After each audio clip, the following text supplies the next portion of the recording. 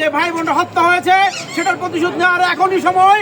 Israel যেরকম ভাবে যুদ্ধবিরতি লঙ্ঘন করে আজকে আমাদের মা বোনদের উপরে, শিশুদের উপরে যেভাবে নির্যাতন চালিয়েছে, এটা দেখার মতো নয়।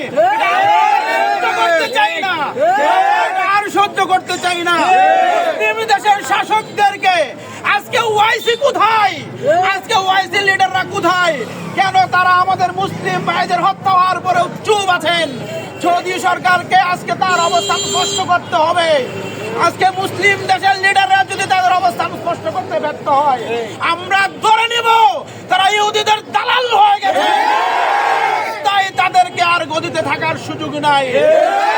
মুসলিমদেরকে বলি, যেখানেই মুসলিম শাসকরা ইসরায়েলের বিরুদ্ধে অবস্থান না নিবে, ফিলিস্তিনের পক্ষে অবস্থান না দিবে, সেখানেই দুর্জয় গড়ে তুলুন, প্রতিবাদ গড়ে তুলুন। তাদের গদি ছাড়া করে মুসলিম ঐক্য গঠন করার মাধ্যমে ইসরায়েলকে রুখে দেওয়ার জন্য সর্বশক্তি নিয়োগ করতে হবে।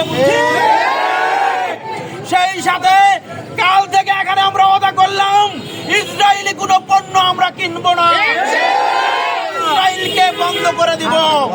এজন্য আমাদের ইসরায়েলি পণ্য আমরা বর্জন আজকের পর থেকে আর ইসরায়েলি কোনো পণ্য কোনো মুসলমান গ্রহণ করবে না।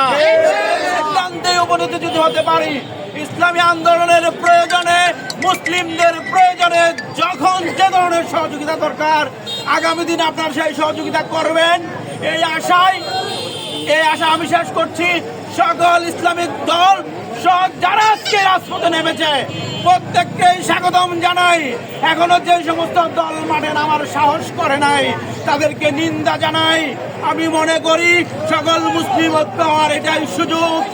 ইসরায়েল যেভাবে যুদ্ধবিরতি লঙ্ঘন করছে, মদিনার ইয়ের মতো, মক্কা বিজয়ের মতো, এটা দ্বারাই আমাদের ফিলিস্তিনি বিজয় হবে। আমি আমার কথা শেষ করছি। আসসালামু আলাইকুম ওয়া রাহমাতুল্লাহি ওয়া বারাকাতুহু।